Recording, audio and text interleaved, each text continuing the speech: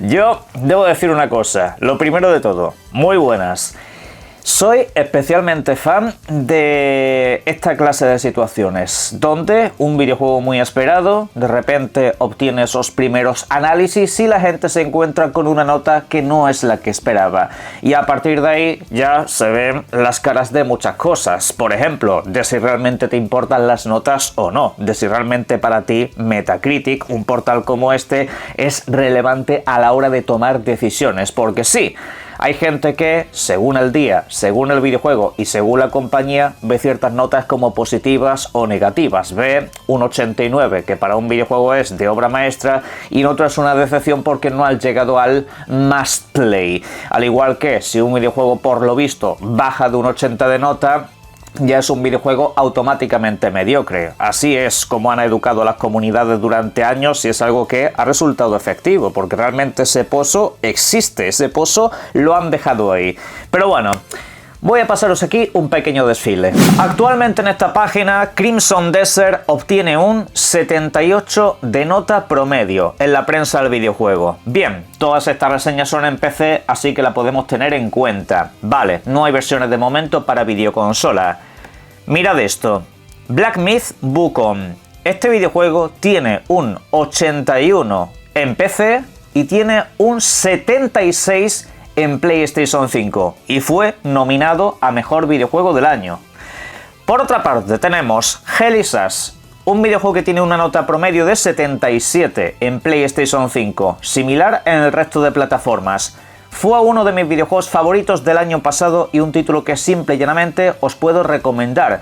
Un juego de acción RPG de pocos que se ven a día de hoy. Luego tenemos este otro, mirad, ¿os suena de algo? Lies of P. Un videojuego al que solo le falta una cosa para tener un 90, ser de From Software, ser de una de estas compañías populares que tanto han gustado a la prensa del videojuego, pero como era de una editorial desconocida, pues un 80, y en según qué plataformas incluso puede llegar a tener un 79. Luego por otra parte tenemos esto, Metroid Prime 4. Un 78 de nota. Yo he de decir que no me he sentado a disfrutar de este videojuego tal como debería, pero ya sabéis que a mucha gente pues esta nota se la acabó resbalando. Luego pues tenemos casos como este, Alien Isolation. ¿Qué pasa con este videojuego? Pues que se trata de uno de los mejores juegos de terror y supervivencia jamás creados. Bajo mi punto de vista y opinión, hay pocos juegos en la historia que den tanto miedo y estén tan bien presentados como este. Un 79 de nota. Principalmente porque resulta que es que a la prensa no le gustó que no pudieras matar al alien y se hacía tosco y complicado, con lo cual, pues eso. Podría poner muchos ejemplos más, pero lo que vengo a decir con esta presentación no es una validación de Metacritic. Yo precisamente soy muy contrario a valorar un videojuego por su nota, precisamente porque todos estos ejemplos que he hecho desfilar por aquí son varios de mis videojuegos favoritos de los últimos años, ¿eh? No todos, obviamente, como digo, hay algunos que no me he sentado a jugar en condiciones, pero que al fin y al cabo a lo que voy es que la gente se deja llevar demasiado por el número, luego no profundiza en lo más importante que es el análisis. El análisis lo estuvimos viendo en general de varios medios de comunicación durante la noche de ayer en un directo y pudimos sacar un montón de conclusiones al respecto de este, y es que la prensa del videojuego coincide en que Crimson Desert es un gran videojuego.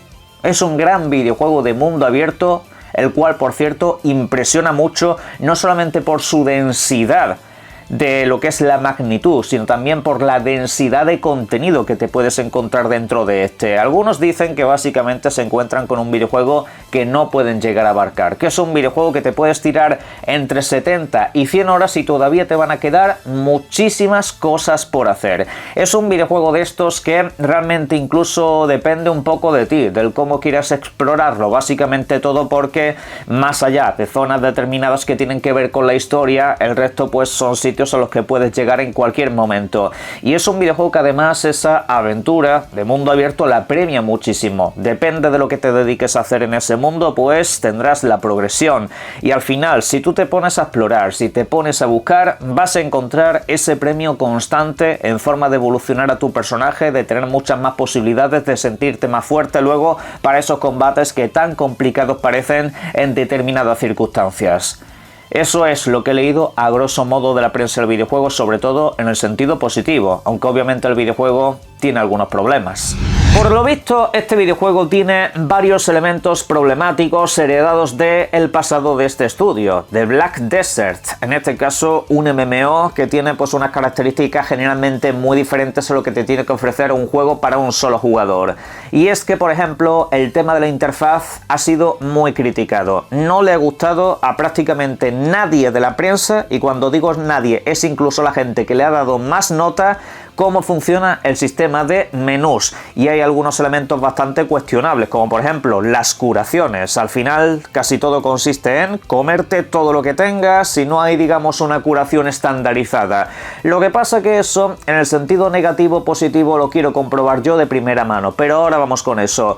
Por otra parte, el tema del combate pues a veces se ve también muy perjudicado por todo esto. Hay como demasiadas acciones asignadas a los mismos botones. Hay a lo mejor una combinación de botones que te sirve para hacer una embestida o también para recoger algún objeto. Y claro, pues eso al final hay momentos en los que te puede llegar a frustrar. Porque sí, se repite mucho en los análisis la palabra frustración. Y eso también hay que tenerlo presente, porque la calidad de vida no termina de ser del todo la más positiva del mundo. Principalmente porque hay una carencia, por ejemplo, en el tema del inventario. Por lo visto cuesta mucho almacenar todo lo que te gustaría y no existe el elemento del cofre, el elemento donde se te permite guardar todo lo que puedas. Aquí hemos hecho un símil paralelo con, por ejemplo, videojuegos del estilo Survival Horror, y es que en estos videojuegos sí, llevar todo lo que quieres es bastante complicado, pero sin embargo sí que tienes un cofre donde puedes almacenar elementos infinitos, con lo cual ahí más o menos puedes estar gestionándote. Y ese es otro problema de Crimson Desert, que dicen que pasas demasiado tiempo en un menú intentando gestionarlo todo porque es bastante difícil de abarcar. Espero que eso lo mejoren. Pero sin embargo, también coinciden prácticamente la mayoría de medios en que el videojuego tiene una sección de combate muy espectacular. Como las posibilidades son tan densas, al final puedes afrontar los combates de manera absolutamente increíbles, desde combates rapidísimos y ligeros utilizando todo tipo de impactos, magias, etcétera, etcétera, como también a combates un poco más pesados y medidos como puedan ser los que ofrecen videojuegos estilo Souls, ¿vale?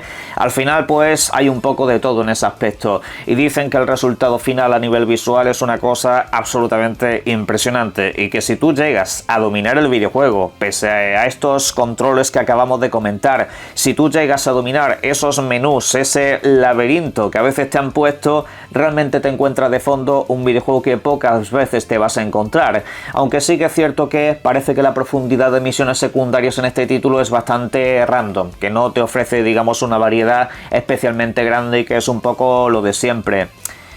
Pero hay otra parte que no termino yo de entender de estos análisis de prensa. Y es que he visto a muchos medios de comunicación bajarle nota a este videojuego, bajarle su valoración promedio por la historia y los personajes. Mirad, yo sé que hay mucha gente aquí en el canal que no está de acuerdo en nada conmigo cada vez que digo que la historia en un videojuego es un elemento terciario, que es un elemento de attrezzo, es un elemento muy secundario, incluso si lo queréis, por no ser tan duro, pero siempre lo veré como un complemento. es un complemento a que todo lo demás tiene que funcionar. Y a mí, honestamente, hay videojuegos que tienen una historia impresionante que me resultan aburridos, especialmente algunos de la saga Dark Pictures, por ejemplo. Hay algunos de esos que yo en lo personal no lo soporto. Y las historias están chulas, está muy bien, pero hay tramos en donde digo, mira, basta, no puedo más con esto. Pues eso también tenéis que tenerlo presente, que hay muchos medios de comunicación que le he bajado la nota porque no les ha gustado la historia. Y a ver, es completamente lícito, pero eso, por ejemplo, para mí no es importante. Con lo cual, yo esa parte de los análisis no la puedo tener en consideración como negativa. Con lo cual, por eso digo que para mí las notas no se tienen que mirar en un sentido estricto, porque hay gente que le ha puesto un 40 o un 50 a este videojuego porque es que la historia no les ha gustado. Y claro, pues eso para mí no es un 40 ni un 50, eso para mí es irrelevante. Eso para mí no es una cosa que tenga peso a la hora de analizar un videojuego. Y con este debo decir también que en algunas cosas creo que no se está siendo justo. Y digo creo porque obviamente yo todavía no me he sentado a jugarlo. Lo haré durante las próximas horas y os comentaré a ver qué tal esas impresiones. Lo mismo pienso yo, como toda esta gente. Lo mismo yo también soy de los que le tiene que poner una valoración baja porque no me ha convencido. Pero hay algunos elementos de estos análisis que no me terminan de convencer. Entonces, ¿por qué digo que tengo la sensación de que no se está siendo justo con este videojuego? Pues porque en todo esto siempre hay un contexto muy importante que también sucedió con otros títulos. Los títulos que hemos comentado al principio coinciden en casi los mismos puntos que voy a deciros a continuación. Son videojuegos que no han sido cartel estrella de ningún evento grande. El típico evento del Doritos, el típico evento de Xbox, el típico evento de PlayStation. Son títulos que de vez en cuando han aparecido por ahí, pero de manera muy secundaria. Son títulos que más bien se venden por sí mismos. No tienen artículos dedicados en prensa, no tienen entrevistas exclusivas concedidas, nada, como que a la prensa no les dan demasiado peso ni importancia. Son gente que luego pues te publica un vídeo en sus propias redes sociales y a partir de ahí que llegue el feedback de la comunidad. Eso es lo que ha hecho Crimson Desert. Es un juego que ha tenido un desapego de los medios de comunicación bastante grande. Se ha promocionado solo. De este videojuego casi todo lo que hemos hablado son por publicaciones propias. No ha habido básicamente nada de promoción en referencia a otras plataformas. De hecho, hemos tenido que estar llorando por ver análisis o por ver alguna imagen en la PlayStation 5 básica o también en la Xbox Series. Con lo cual también esa prensa del videojuego a la que le gusta mucho jugar en una plataforma, pues no le hará demasiada gracia haberlo tenido que jugar en otra, sobre todo en el PC. Ya que, por ejemplo, hemos visto medios como Generación Xbox, por poner uno de ejemplo, que pone como punto negativo que no ha podido jugarlo en Xbox. Y eso que le han dado una buena nota, le han dado un 94 de media, si no me falla la memoria. Con lo cual, pues, como veis, al fin y al cabo en la prensa sí que cala el hecho de que el videojuego no lo puedan jugar en su plataforma favorita. Aparte de que si no tienes promoción, si no has comido de este videojuego prácticamente, pues obvio no te van a tener tanto cariño y más cuando no eres una licencia conocida. Antes de seguir, como yo sé que estamos en el siglo XXI y la gente tiene una mentalidad más frágil de lo que se ha tenido nunca en la historia de la humanidad, hay que aclarar una cosa. Esto no es una defensa a ultranza del videojuego, ni tampoco un ataque a la prensa, ¿vale? Yo os estoy dando una cosa muy importante y que la gente siempre se le olvida: el contexto. La gente hoy en día desgraciadamente quiere blanco o negro, nota verde o nota amarilla. ¿Cuál de las dos cosas? Y en función de eso tomo mi decisión final. Es así, la gente hoy en día está muy simplificada, muy radicalizada por la inmediatez y por esas redes sociales que tanto han perturbado la mente de la peña.